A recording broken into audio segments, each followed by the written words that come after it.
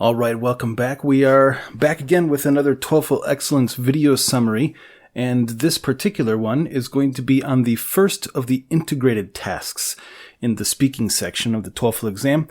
This one is about a campus situation, and it's the summary of a campus situation. Now, this is the first of the integrated tasks, which actually lives up to its name. The reason I say that is because in this particular task, you have to read a short passage.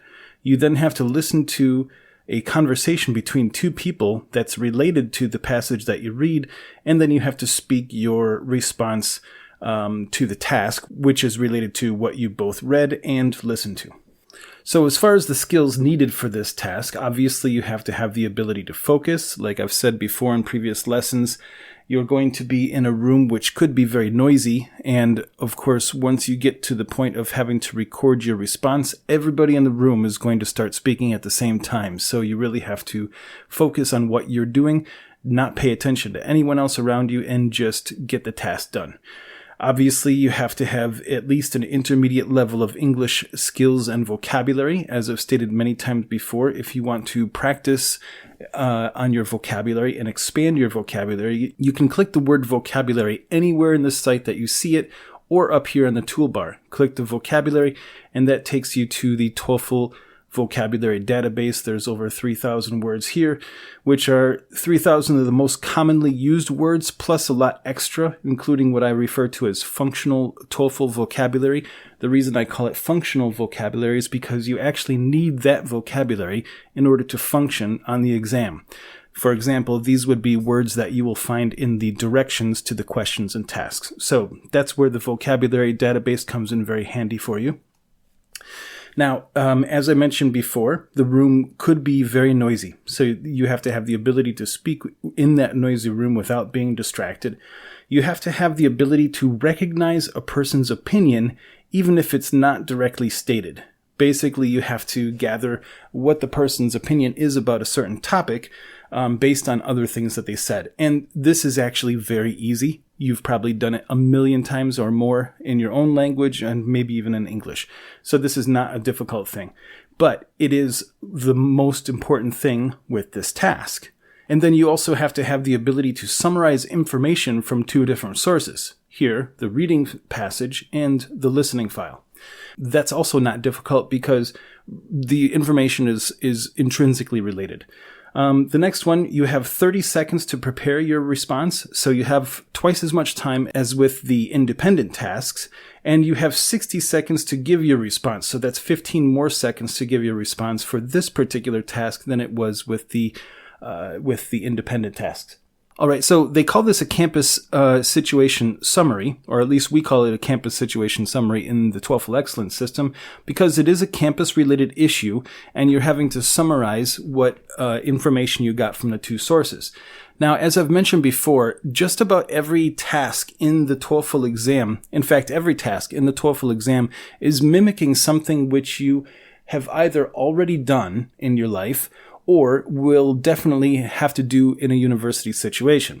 So the situation here that they're mimicking is one where you'll be reading some sort of notice, probably on like a bulletin board, or it could be, with some of the examples you'll see, it could be something that's written in maybe a student paper or on a student message board, something like that. It's a very short passage. It's usually about the same length as something like this message right here. And then you'll hear two people talk about this particular information, and one of the people will be giving their opinion about it. And it will be clear which person you're supposed to get the opinion for.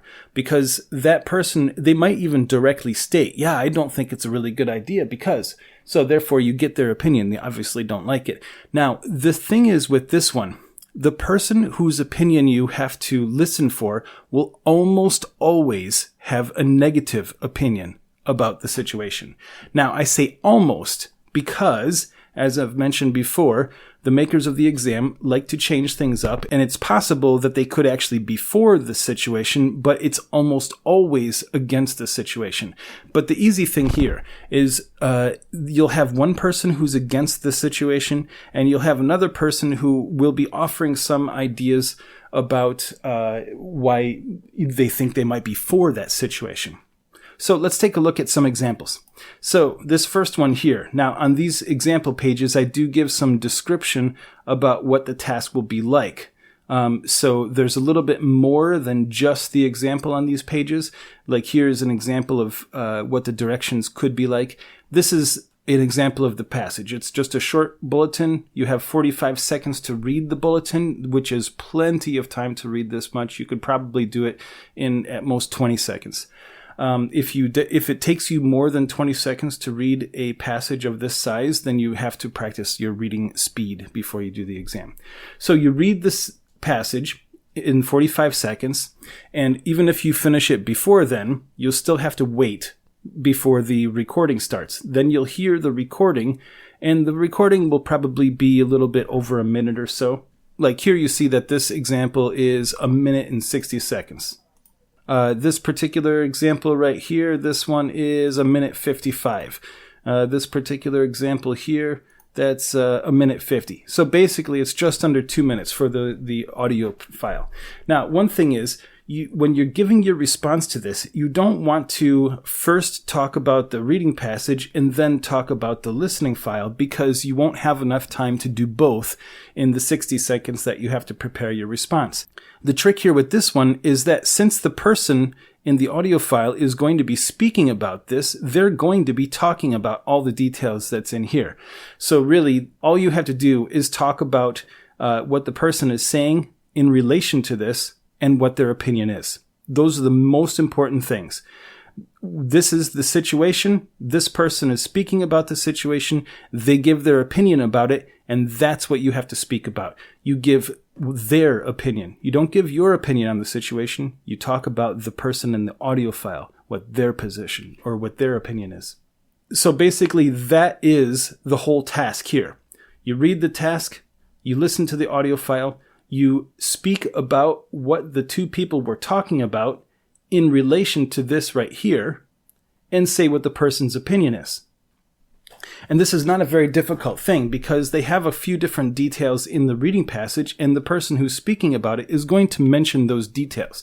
So there will always be some sort of a change or a problem, and the person speaking about it will almost always have some sort of problem with the change, and they will say why they have a problem with it. The other person might offer some information to try to convince the other person, but what the other person says doesn't really matter. All you have to focus on is what the person who is stating their opinion about it, what they're saying. So here's the change. They don't like this change because of this. So even though the person said this, which is also in relation to some of the information, the person still didn't like the idea. That's basically what you're talking about. So basically, no matter what the situation is, there's always going to be some sort of a change or a problem, some sort of a situation, and the person whose opinion you have to speak about will almost always be against this change or against the situation. They'll have some sort of a problem with it. And all you have to do is state what the situation, what the change is, and why this person is against it. Like I said, they might be for it, but they are almost always against it. And then that person will give reasons in relation to the details here. So really, you don't have to give a description of the reading passage. You only have to give a description of what the person is talking about in relation to the reading passage. And then you have to clearly state at some point in your response that the person's opinion is either good or bad. They're either for it or against it. You have to make it clear what that person's opinion is. And that's really about it. Now, I want to go over to this page here with the official video summary. In this particular video, they put what they call question 3 and 5. Those are the traditional terms for this particular task. And the reason they put them together is that they're very similar. However, there is a little bit of a difference. Like in this one, you have to give what their opinion is, and in number 5, you have to give what your opinion is. I'm not going to get into that right now. I want to keep those videos separately, but I just wanted to give you that little bit of information because they do give a good description of this one, but it's a very brief description.